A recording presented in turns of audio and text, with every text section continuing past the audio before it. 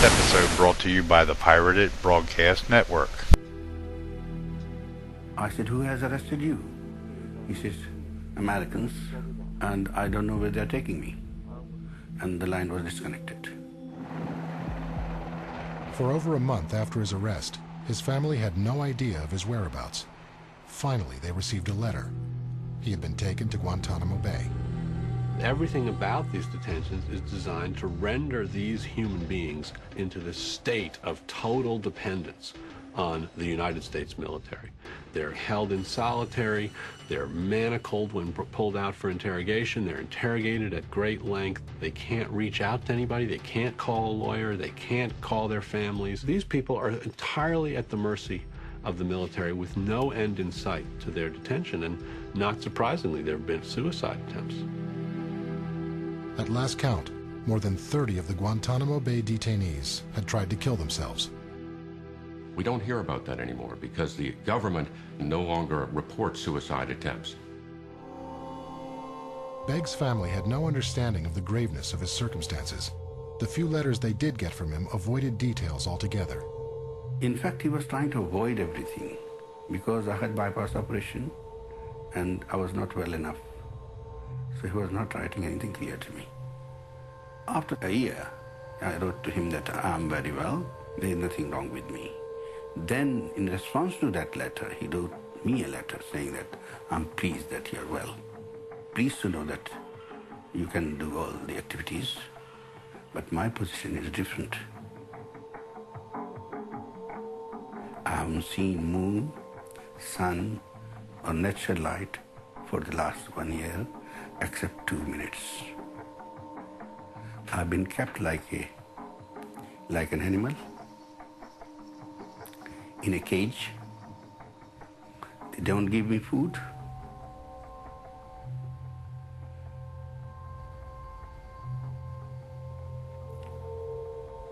They don't give me water. My clothes are torn. Where are my human rights? There is no one to help me. That's why I'm writing you.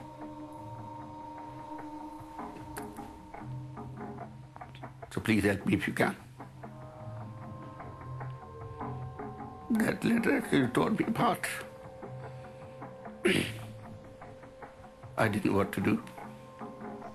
Straight away got in touch with Foreign Office. They said we don't have any access.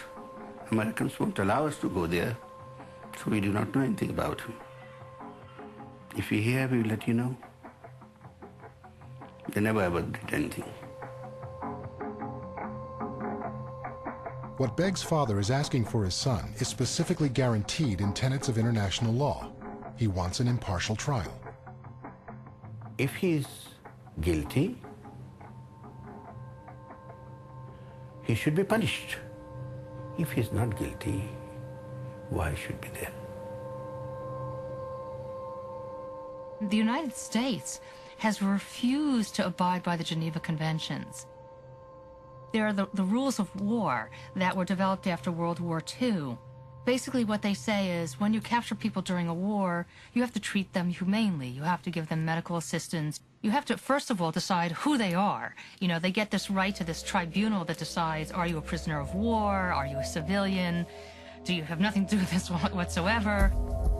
In lieu of a trial, President Bush has declared that certain of the Guantanamo detainees, Mosam Beg among them, will be subjected to a military tribunal.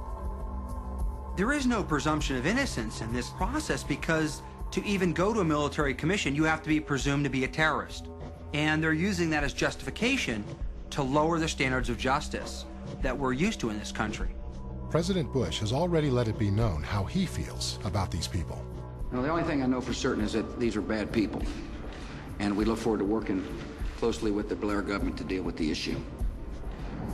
The White House counsel, Alberto Gonzales, advised the president to ignore the Geneva Conventions at Guantanamo. He said the Geneva Conventions are obsolete and quaint and shouldn't govern the way that we need to question prisoners there. Secondly, he said, it's a good thing from our standpoint if you say the Geneva Conventions don't apply, because under U.S. law, violations of the Geneva Conventions can be prosecuted as war crimes. So we could be prosecuted for war crimes for not following them. But if we say they don't apply, then we have an excuse to say that we can't be prosecuted. We have heard recently that there are allegations of what we've seen at Abu Ghraib really occurred at Guantanamo as well. And we know that General Miller, who was in charge of Guantanamo and now is in charge of Iraq, said that he could violate the Geneva Conventions at Guantanamo.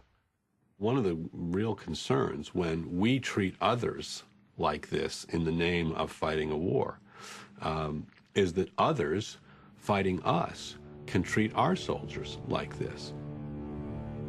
We're setting the standard under which we're going to say it's okay to do this to our service members. It's okay for North Korea to capture a U.S. citizen and label them an unlawful enemy combatant and try them in our same system where some Army general is making all the decisions and he appoints a panel of just his Army officers to be the judge and jury. When Donald Rumsfeld was asked how long can these people be held, he said as long as the war on terrorism lasts. Then they asked him, when will we know when the war on terrorism is over? He said, when there are no longer any terrorist organizations of potentially global reach left in the world. Now, all of us have potentially global reach today, and we're never going to eliminate political violence from the face of the earth. So what he's essentially saying is that we can hold these people forever without ever charging them with anything, without ever giving them a hearing of any kind. Congress shall have the power to declare war and make rules concerning captures on land and water. Article 1 of the U.S. Constitution. Locked up indefinitely? No lawyer? No trial? If you think this can't happen to an American citizen, think again. We have disrupted an unfolding terrorist plot to attack the United States by exploding a radioactive dirty bomb. I get a phone call in the car. The prosecutor calls up. He says, your client was taken by the military. And I thought they were joking. Thank you, but no comment at this time. Newman's client, Jose Padilla, had been held as a material witness for an entire month before Ashcroft's dramatic announcement. He had been charged with no crime, but was seen as someone who could provide information to a grand jury about 9/11. Suddenly, he was being called a terrorist. We know that Abdullah al-Mujahir is an al-Qaeda operative. Broadcasting live from Moscow, Ashcroft announced the arrest as if Padilla had just been caught and a terrorist act narrowly averted. Be clear, we know from multiple independent and corroborating sources. Nothing had happened from the time of his arrest, 4 weeks before, till his designation. And the information that they had was the same. So one has to think, okay, so then what changed? And I wanted to point out to Director Mueller that that's... Just prior to Ashcroft's announcement, FBI whistleblower Colleen Rowley had been appearing before Congress. She was testifying about the lack of intelligence sharing between the FBI and CIA and how they'd bungled the warnings that might have prevented 9/11. We need to streamline the FBI's bureaucracy in order to more effectively combat terrorism. Let me just start off by saying... Now Rowley's issues seemed passé, as the Justice Department kept emphasizing that interagency collaboration had led to Padilla's capture and the country saved from a terrorist attack. Was a result of the close cooperative work of FBI agents and CIA agents. Close cooperation among U.S. government agencies. But what had all this cooperation yielded? Within hours, 24 hours, the government then had news conferences in which they backtracked. They said, well, it wasn't really a plot, it was just like in the talking stages. I want to emphasize again, there was not an actual plan. There were discussions about this possible plan, and it was in the discussion stage. It certainly wasn't at the point of having a specific target. What's remarkable is when you read the government's papers is that they insist that the government does not have to charge Mr. Padilla with a crime. They don't really have any evidence of any crime. They have a notion that he might have met with people from al-Qaeda, but they don't think he's a member, and they've said so in court papers. So what was the sudden urgency? The cynical among us might believe it was to deflect Rowley's damaging information. The government wasn't saying. And with Padilla now locked up in solitary confinement in a naval brig in South Carolina, he wasn't able to explain anything either.